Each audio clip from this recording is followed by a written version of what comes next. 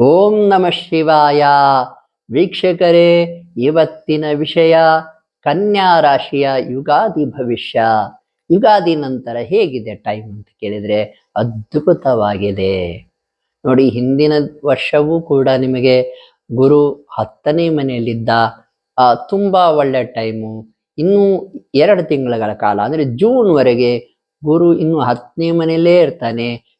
ಉದ್ಯೋಗದಲ್ಲೂ ಲಾಭ, ಮನೆಯಲ್ಲಿಯೂ ಕೂಡ ಒಳ್ಳೇದಾಗ್ತಾ ಇರುತ್ತೆ. ಎಲ್ಲಾ ರೀತಿಯಿಂದ ಗುರು ಬಲ ಇದೆ. ಏನ್ ಬೇಕಾದ್ರೂ ಒಳ್ಳೆ ಕೆಲಸಗಳನ್ನು ಮಾಡ್ಕೋಬಹುದು. ಇನ್ನು 2 ತಿಂಗಳ ಕಾಲ 10ನೇ ಮನೇಲಿ ಇರ್ತಾನೆ. 2 ತಿಂಗಳ ನಂತರ ಅಂದ್ರೆ ಜೂನ್ 4, 5ರ ನಂತರ ಗುರು 11ನೇ ಮನೆಗೆ ಹೋಗ್ತಾನೆ. ಸರ್ವ ಲಾಭಗಳ ಸ್ಥಾನಕ್ಕೆ ಹೋಗ್ತಾನೆ. ಸೊಸೈಟಿಯಲ್ಲಿ ನಿಮಗೆ ಗೌರವ ಕೊಡ್ತಾನೆ ನೋಡಿ. ಸೊಸೈಟಿಯಲ್ಲಿ, ಸೋಷಿಯಲ್ ಮೀಡಿಯಾದಲ್ಲಿ ಯಾರಾದ್ರೂ ಇದ್ರೆ 11ನೇ ಮನೆ ಗುರು ಬರ್ತಾನೆ, ತುಂಬಾ ಒಳ್ಳೆಯದು. ಸೋಷಿಯಲ್ ಮೀಡಿಯಾದಲ್ಲಿ ಫೇಮಸ್ ಆಗೋದು, ಗೌರವ ಪ್ರಾಪ್ತಿ ಆಗೋದು, ಸೊಸೈಟಿಯಲ್ಲಿ ಸನ್ಮಾನಗಳು ನಡೆಯೋದು, ಈ ರೀತಿ ನಡೀತದೆ. ತುಂಬಾ ಗೌರವದಾಯಕ ವಿಷಯ ಅದು. ನಿಮಗೆ ಕನ್ಯಾ ರಾಶಿಯವರಿಗೆ ತುಂಬಾ ಒಳ್ಳೆ ಟೈಮ್ ಇದೆ. ಕೆಲಸ ಇಲ್ದರಿ ಕೆಲಸ ಸಿಗೋ ಟೈಮು ನೋಡಿ. ಲಾಭ ಆಗ್ಬೇಕು, ಸರ್ವ ಲಾಭ ಸ್ಥಾನಕ್ಕೆ ಗುರು ಹೋಗ್ತಾನೆ. ಅಂದ್ರೆ ಲಾಭ ಆಗ್ಬೇಕಂದ್ರೆ ನೋಡಿ, ಬಡ್ತಿ ಕೂಡ ಸಿಗ್ಬೋದು ನಿಮಗೆ. ಬಡ್ತಿ ಪ್ರಮೋಷನ್ ಆಗಬಹುದು ನೋಡಿ. ಎಲ್ಲಾ ರೀತಿಯಿಂದಲೂ ಕೂಡ ಇನ್ನು 2 ತಿಂಗಳ ಕಾಲ 10ನೇ ಮನೆಯಲ್ಲಿ ಗುರು ಇದ್ರು ಅದ್ಭುತ. 11ನೇ ಮನೆಯಲ್ಲಿ ಗುರು ಅಲ್ಲಿಂದ 1 ವರ್ಷಗಳ ಕಾಲ ಇರ್ತಾನೆ. ಹೆಚ್ಚು ಕಡಿಮೆ 1 ವರ್ಷದ 2-3 ತಿಂಗಳು ನಿಮಗೆ ಅದ್ಭುತ ಗುರು ಬಲ ಇದೆ ಕನ್ಯಾ ರಾಶಿಯವರಿಗೆ. ಕನ್ಯಾ ರಾಶಿ ನೋಡಿ, ಉತ್ತರ ನಕ್ಷತ್ರದ 2, 3, 4ನೇ ಪಾದಗಳು ಮತ್ತು ಹಸ್ತ ನಕ್ಷತ್ರ ಮತ್ತು ಚಿತ್ತಾ ನಕ್ಷತ್ರದ 1 ಮತ್ತು 2ನೇ ಪಾದ, ಇಷ್ಟು ಪಾದಗಳು, ಇಷ್ಟು ನಕ್ಷತ್ರಗಳು ಕನ್ಯಾ ರಾಶಿಗೆ ಒಳಪಟ್ಟಿರ್ತವೆ. ಅದರಲ್ಲೂ ಕೂಡ ನೋಡಿ, ಉತ್ತರ ನಕ್ಷತ್ರದ ಬಗ್ಗೆ ಹೇಳ್ಬೇಕಂದ್ರೆ ಲಕ್ಷ್ಮಿ, ಸಾಕ್ಷಾತ್ ಶ್ರೀ ಮಹಾಲಕ್ಷ್ಮಿ ಹುಟ್ಟಿರುವ ಒಂದು ತಾಯಿ ಹುಟ್ಟಿರ್ತಕ್ಕಂಥ ನಕ್ಷತ್ರದು.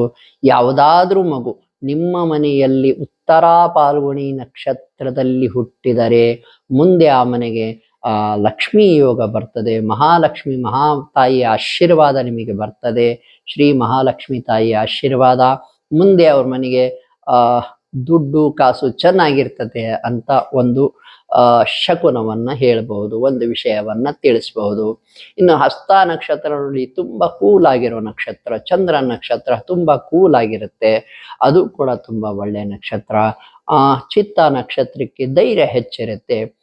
ಕನ್ಯಾ ರಾಶಿಯವರಿಗೆ ಸ್ವಲ್ಪ ಧೈರ್ಯ ಹೆಚ್ಚಿರುತ್ತೆ. ಮತ್ತು ಈ 12 ರಾಶಿಗಳಲ್ಲಿ ಕನ್ಯಾ ರಾಶಿಗೆ ಸ್ವಲ್ಪ ಲಕ್ ಹೆಚ್ಚು ಅಂತ ನಮ್ಮ ಅಭಿಪ್ರಾಯ. ಶಾಸ್ತ್ರಗಳು ಹೇಳ್ತವೆ ಕನ್ಯಾ ರಾಶಿಗೆ ಯಾವಾಗಲೂ ಸ್ವಲ್ಪ ಲಕ್ ಹೆಚ್ಚು ನೋಡಿ. ಬುಧ ಅಕಸ್ಮಾತ್ ನೋಡಿ, ಶನಿದೇವರು ಮತ್ತು ಬುಧ ಇಬ್ರು ಸ್ನೇಹಿತರಾಗಿರೋದ್ರಿಂದ ಶನಿದೇವರು ಅಷ್ಟಾಗಿ ಕಷ್ಟವನ್ನ ಕನ್ಯಾ ರಾಶಿಯವರಿಗೆ ಕೊಡೋದಿಲ್ಲ. ಹಾಗೆ ಈ ಬುಧರ ಕನ್ಯಾ ರಾಶಿ ಬಗ್ಗೆ ಇನ್ನೊಂದು ವಿಷಯ ಈಗ ನೋಡಿ, ಈ ಪ್ರಸ್ತುತ ಗೋಚಾರದ ಬಗ್ಗೆ ತಿಳಿಸ್ಬೇಕಂದ್ರೆ ಶನಿದೇವರು 7ನೇ ಮನೆಯಲ್ಲಿದ್ದಾರೆ, ತೊಂದರೆ ಏನಿಲ್ಲ.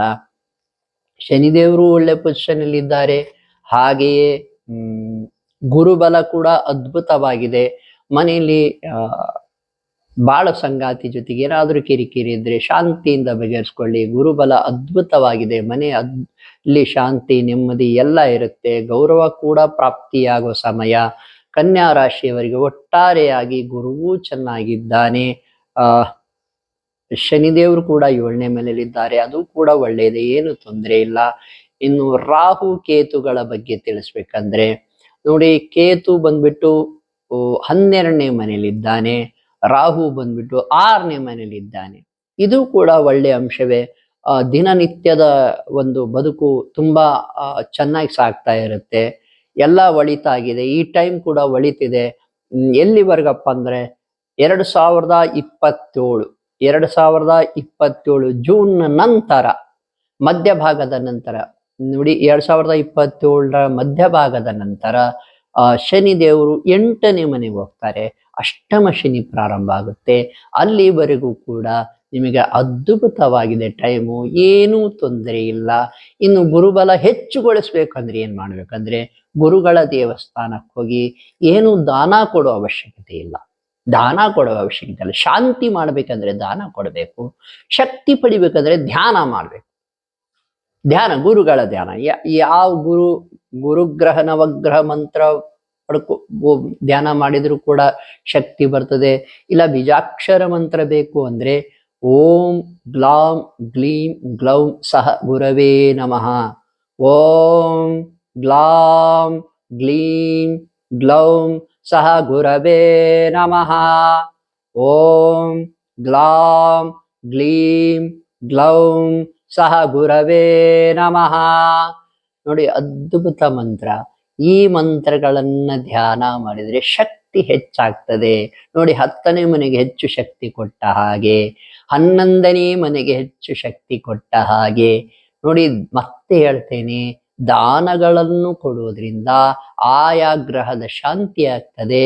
ಧ್ಯಾನ ಮಾಡೋದ್ರಿಂದ ಆಯಾ ಗ್ರಹದ ಶಕ್ತಿ ಹೆಚ್ಚಾಗ್ತದೆ, ಪವರ್ ಹೆಚ್ಚೇ ಆಗ್ತದೆ. ಆದ್ದರಿಂದ ಈಗ ನಿಮಗೆ 10ನೇ ಮನೆಯಲ್ಲಿದ್ದಾನೆ ಗುರು, ಶಾಂತಿ ಮಾಡುವ ಅವಶ್ಯಕತೆ ಇಲ್ಲ, ಶಕ್ತಿಗೊಳಿತಗೊಳಿಸ್ಬೇಕು. ಹಾಗೆಯೇ 11ನೇ ಮನೆಗೆ ಜೂನ್ನಲ್ಲಿ 11ನೇ ಮನೆಗೆ ಬರ್ತಾನೆ, ಜೂನ್ 4-5ರ ನಂತರ. ಆಗಲೂ ಕೂಡ ಶಕ್ತಿಯುತಗೊಳಿಸಿ ಗುರುಗಳ ಧ್ಯಾನ ಮಾಡಿ, ಇನ್ನೂ ಗುರುಬಲ ಹೆಚ್ಚಿಗೆ ಆಗ್ತದೆ. ಎಲ್ಲ ಒಳಿತಾಗುವ ಸಮಯವಿದೆ. ಕನ್ಯಾ ರಾಶಿಯವರು ಇದನ್ನ ಸದುಪಯೋಗ ಪಡಿಸಿಕೊಳ್ಳಿ. ಹಾಗೆ ನೋಡಿ, ಜ್ಯೋತಿಷ್ಯ ಜೈಹೋ ಯೂಟ್ಯೂಬ್ ಚಾನಲ್ಗೆ ವೀಕ್ಷಕರೇ, ನೀವೆಲ್ಲರೂ ಅಭಿಮಾನ ತೋರಿಸಿದ್ದೀರಾ. ಸಾಕಷ್ಟು ಜನ ಕರೆ ಮಾಡ್ತಾ ಇದ್ದೀರಾ, ನಿಮ್ಮ ತೊಂದರೆಗೆ ಪರಿಹಾರ ಕೇಳ್ತಾ ಇದ್ದೀರಾ. ಅದರಲ್ಲೂ ಕೂಡ ಈ ವಾಮಾಚಾರ, ಭಾನಾಮತಿ, ಪ್ರಯೋಗ ದೋಷಗಳಿದ್ದವರು ಬಹಳಷ್ಟು ಜನ ಕರೆ ಮಾಡಿದ್ರಿ. ನಾವು ನಿಮಗೆ ಸಲಹೆ ಕೊಟ್ವಿ, ಆ ಸಲಹೆಯನ್ನ ಪಾಲಿಸ್ತಾ ಇದ್ದೀರಾ. ಅಷ್ಟೇ ಅಲ್ಲದೆ ಗುರುಗಳೇ, ನಮಗೆ ಈಗ ಚೆನ್ನಾಗಿ ಅನ್ನಿಸ್ತಾ ಇದೆ, ನಮ್ಮ ತೊಂದರೆ ಪರಿಹಾರ ಆಗಿದೆ ಅಂತ ಹೇಳಿದ್ದೀರಿ. ಅದರಲ್ಲೂ ಕೂಡ ಚೌಡಿ ಪ್ರಯೋಗ ಏನು ಸಾಕಷ್ಟು ಜನರಿಗಾಗಿದೆ, ಅವರುಗಳು ಕೂಡ ಕರೆ ಮಾಡಿದ್ದಾರೆ. ಅದನ್ನು ಕೂಡ ನಿವಾರಣೆ ಮಾಡ್ತಾ ಇದ್ದೇವೆ. ನಿಮಗಲ್ಲಿ ಯಾರಿಗಾದ್ರೂ ಇಂಥ ತೊಂದರೆ ಇದ್ರೆ ನೀವುಗಳು ಕೂಡ ಕರೆ ಮಾಡಬಹುದು, ನಾವು ಸಲಹೆ ನೀಡ್ತೇವೆ. ಶುಭವಾಗಲಿ.